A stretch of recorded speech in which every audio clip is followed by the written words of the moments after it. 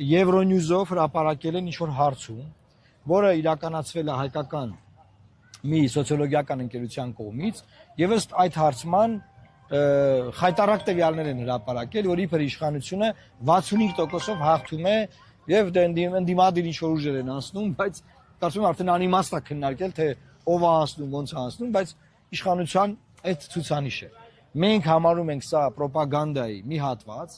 այսինքն մարդկանց քարոզել անհուսություն, որ դե իշխանությունն արդեն հաղթել է եւ որ մարդիկ դրանից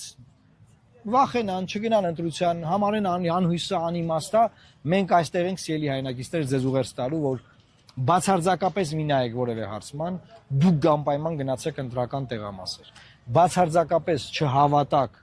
մինչև ընտրություններ հրապարակված հարցումներին, դուք ուղղակի գնացեք ընտրական տեղամաս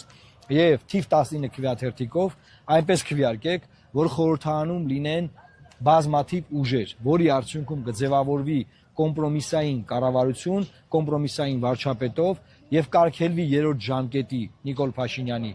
ընտրվելը, դա տեղի չունենա